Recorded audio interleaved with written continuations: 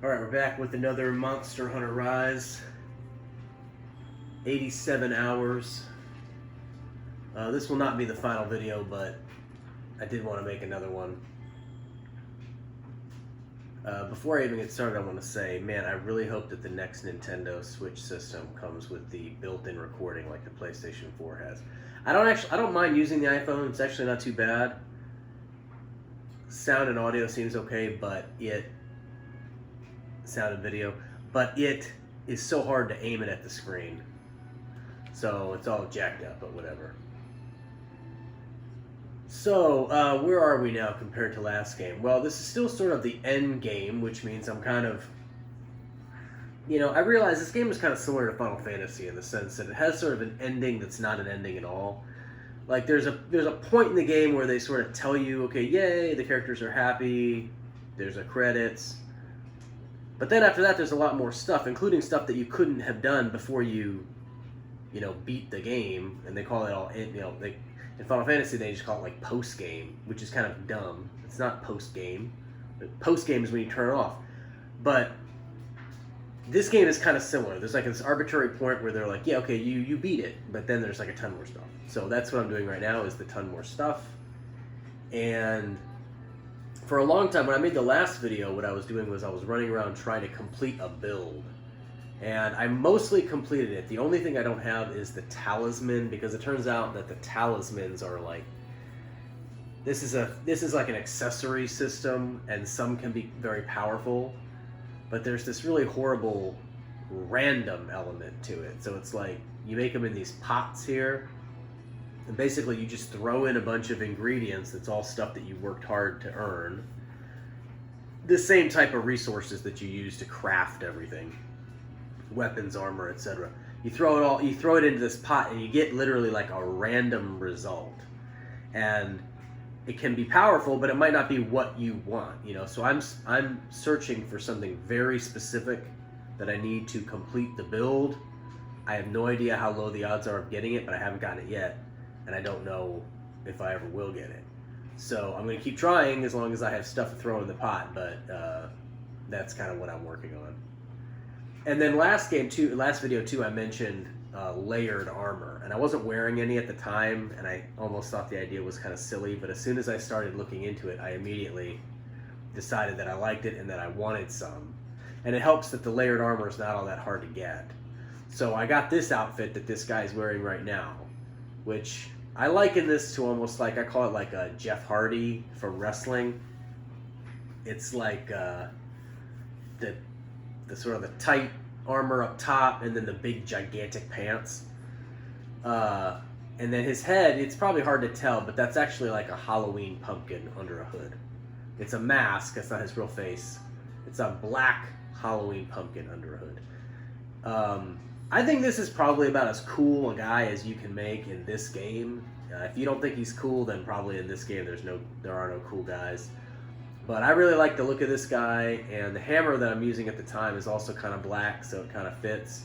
I will eventually, there's one more hammer that I'm working on getting. I will not finish the game with this hammer probably, but this is my Jeff Hardy scarecrow skeleton pumpkin looking guy, and I think he's pretty awesome. He fits the basic requirement of what I feel a tough character should be, which is actually to have a gigantic weapon, but to not have a lot of armor. I thought that was one of the problems with Dark Souls. It's one of the things that Final Fantasy did right, and that Dark Souls... Maybe other people will say Dark Souls did it right, but I didn't think so. Like, in my mind, the guy's tough if he's got a huge weapon, but he basically just wears, like, regular clothes, like Final Fantasy guys. And when he's got a giant suit of armor on, like Havel, it's like, well, you're not that tough because you're wearing a giant suit of armor. Maybe some people would disagree with that point of view, but that's how I feel about armor in these games. And so I like the way this guy looks now. And of course, nothing that he's wearing is his actual armor. That's the whole thing about this layered armor. It's like, you actually wear... You have your real armor underneath, and then you just have this... You can look however you want. So last video we had a lot of technical difficulties, and I didn't even finish a battle. So we're going to try to finish a battle now.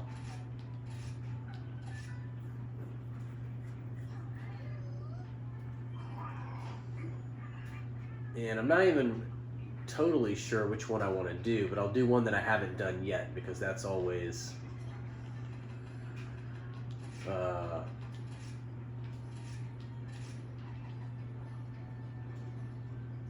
worthwhile, I think.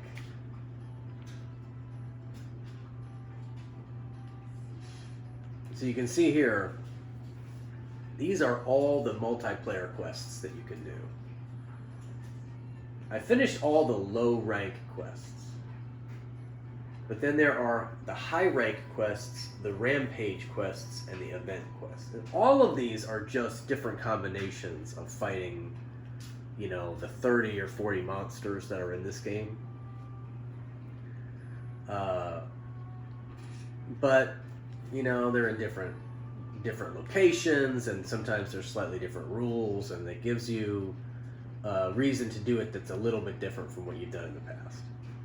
So I'm going to pick, even though I've beaten some of these big star quests, you can see all those check marks. Actually, wait a minute. Is this the one where I've done them all? No. Okay. There are some quests here that I haven't done.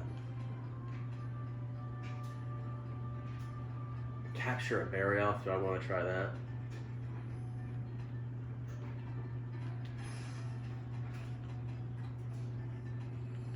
Looks like all my quests are going to have to be 2 monsters at this point. Ooh. Oh, I never fought that guy.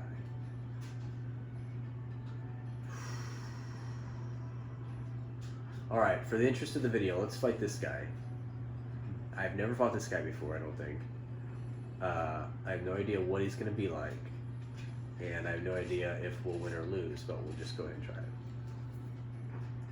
One of the things about this, you know, multiplayer is that you can die and have your game fail, and you know, sometimes it's because you died, but a lot of times it's because your partners die. And you can't really know when or if that's going to happen. So it's kind of, it adds an element of almost like randomness to these battles, where it's like all of a sudden you're just told like, oh, it's over, you guys are dead. And not much you can do about that. Just have to keep on trucking. The good thing is the game does give you like, they throw you a bone.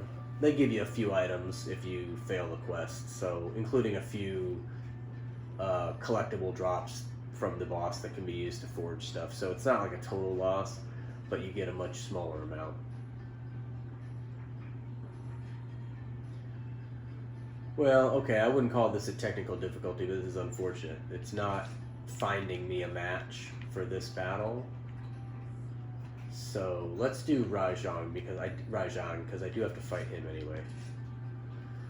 He has some items that I need to collect, and I'm going to have to fight him eventually.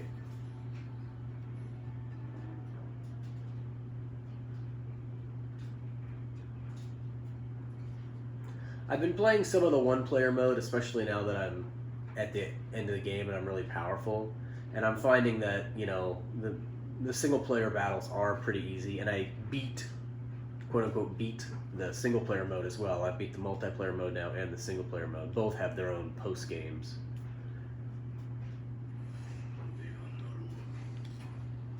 I don't know if everyone would think that the single-player mode was more fun or the multiplayer mode is more fun, but I tend to just like playing the multiplayer mode.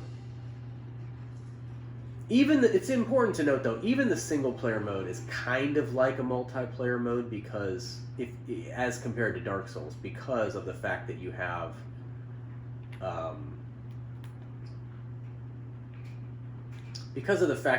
this party. You know, you've got your 2 cats or your dog and your cat, whatever you want it to be, and those additions, you know, they don't do a lot of damage. You're still mostly responsible for doing the damage, but they will help with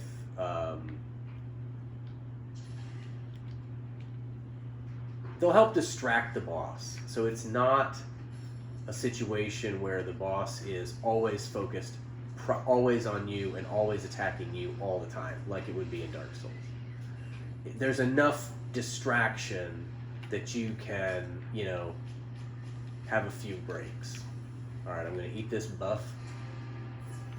Glad I remembered. I always forget to eat the buff. And now, let's see how we do.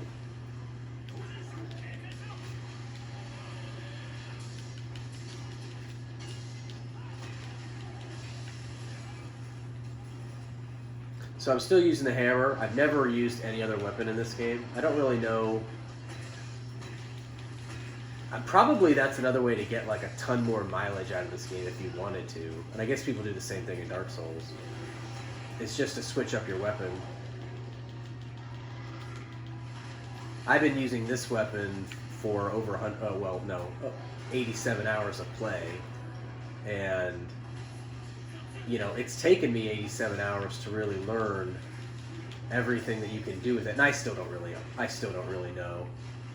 You know, the combat in this game is more, it's cool. It's layered and complicated, but you don't have to know all the complications. You can just mash A, but if you want to know, there are other cool things you can do. Different types of attacks, different combos as they call it, different things you can string together. And I'm sort of very, very slowly learning everything that I can do, very slowly. Another thing too that's interesting is these monsters are really big, and each of them has like designated body parts designated by the game. So like the head is a clear part, the legs, front legs and back and all that. And different weapon types have different strengths against different parts. So the hammer is actually kind of a tough job because as a party member, because as a hammer you really are supposed to always be aiming for the monster's head. That's where you get the most bang for your buck. I still do quite a few like attacks to the butt because it's easy to hit the butt, but it doesn't maximize the damage that I could do, which really ought to be to the head. And but of course it's really hard to hit the head because then you have to face them head on. And not only do you risk taking damage, but you oftentimes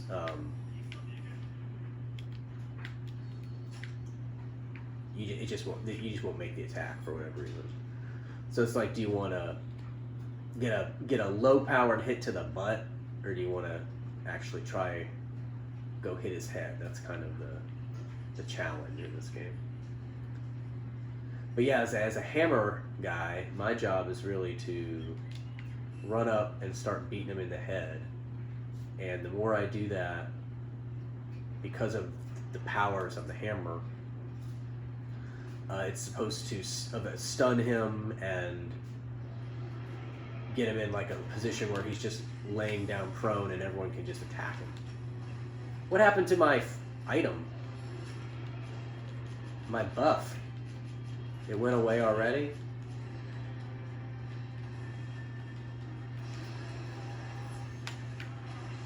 Alright. Now that was weird because the last battle I fought, the buff lasted a lot longer.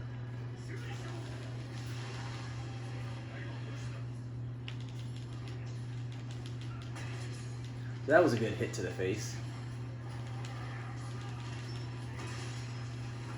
As was that, I think. Didn't knock him out, but...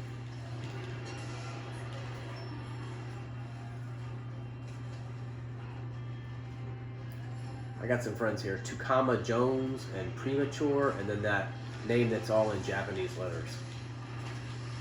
A lot of the people that are online in this game have names in letters that I cannot read, which is pretty cool.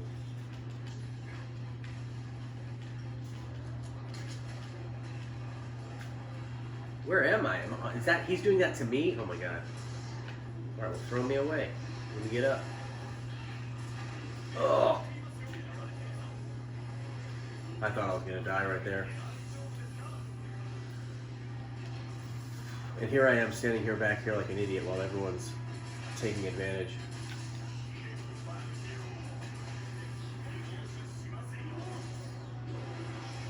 Let me grab these drops. Sometimes drops will come off even mid-battle. Usually you want to get them. Alright, here's a chance to beat them up.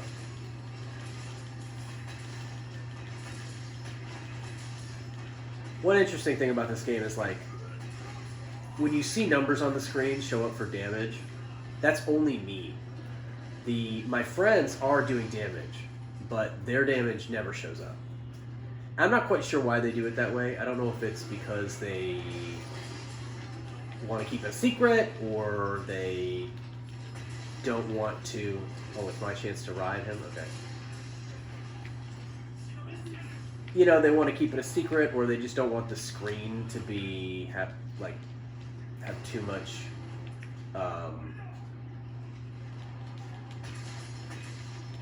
too many numbers. Because there are a lot of different creatures that are attacking this guy at once. Because remember, there's 4 of us that are playing, and then each of us that's playing has 1 pet. So there's actually 8 different things that are like attacking him at any given time. And of course, he's attacking us. So I guess that could be a lot of numbers. And maybe they've decided that to keep it simple, they just do your own numbers. But it means that you can't always really tell like how you're doing compared to your partners. Are you a lot weaker than they are? Are you a lot more powerful than they are? Are you contributing? Or do you just kind of suck? Like, you don't always necessarily know. You just kind of have to fight, do your best, and you know, maybe you win and maybe you won't, but you never really know. Like, how big a role you played compared to the rest. Which is another curious thing about this game.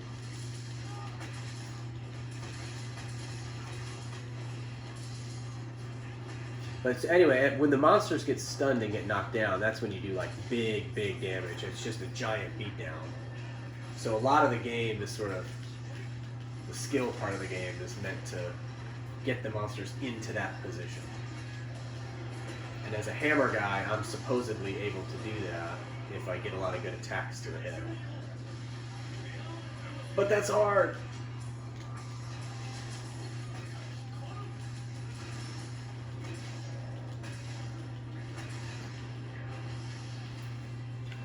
This is definitely a cluster, but whoa.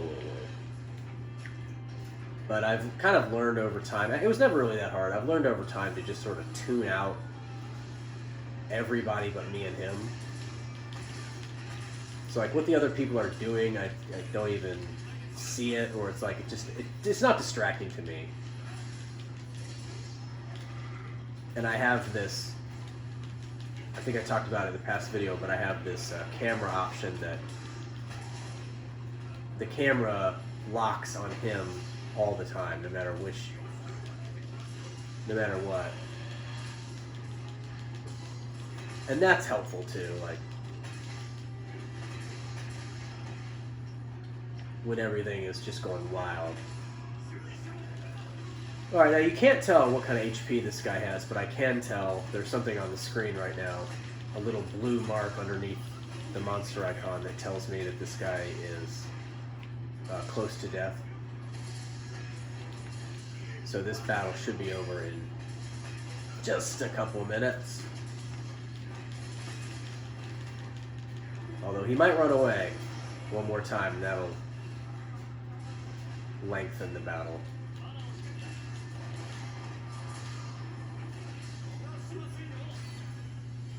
Alright, that's it.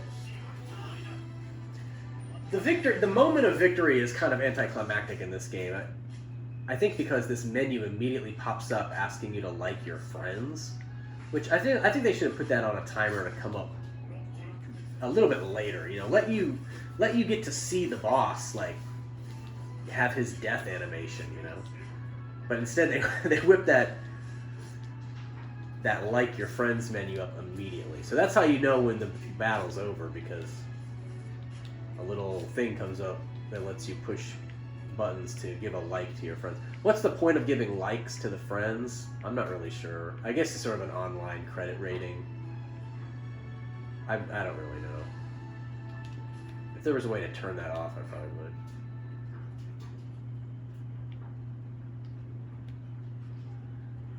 So there we go. Another successful battle. There's my man, Jeff Hardy, the Scarecrow, the Pumpkin.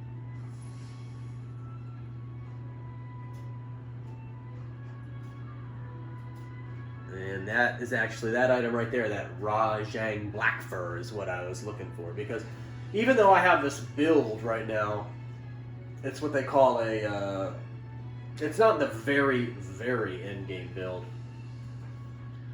The very, very end-game build will involve having a different weapon and some different armor to support that weapon and some different accessories to support that weapon. And so I'm working towards acquiring all the stuff I'm going to need to put that together when the time comes.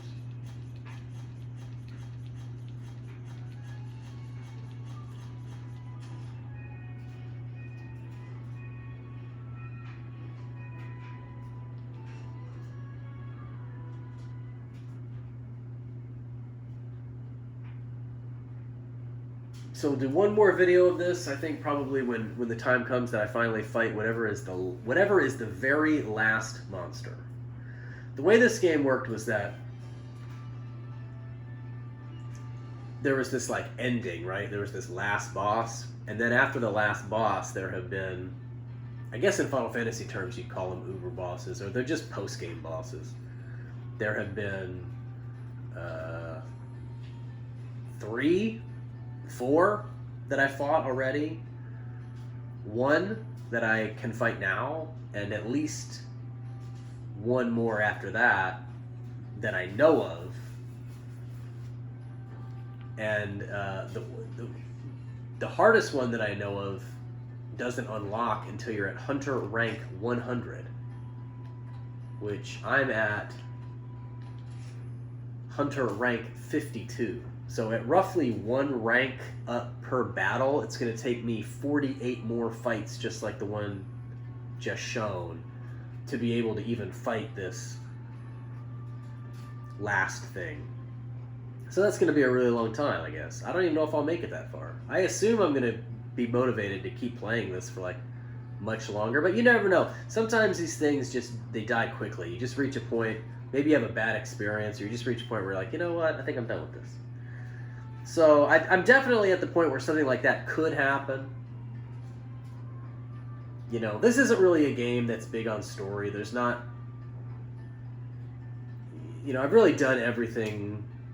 Like, I could stop this at any time. There's nothing out there that's like I need to know what this is about or what happens, or I need to see something. There's nothing like that. There's just a few more bosses that I've never seen before.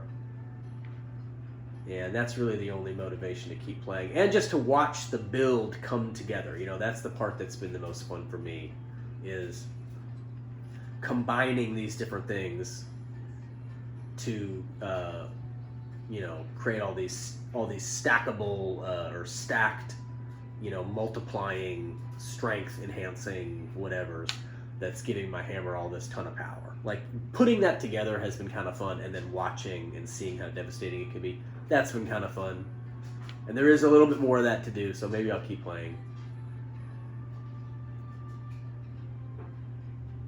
Will I make it 100 more hours, though? That's how long it would have to take for this game to pass Zelda Breath of the Wild. And let me just show us one thing really quick.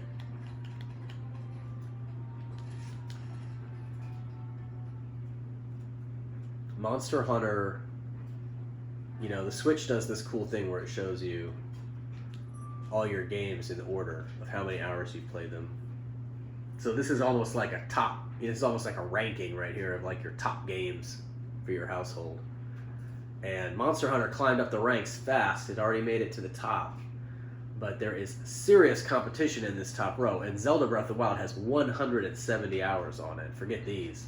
It'll never beat Smash Bros. Smash Bros. Has 500 hours on it. But Zelda Breath of the Wild, 170 hours. Am I going to go another 100 hours to Monster Hunter? I don't know.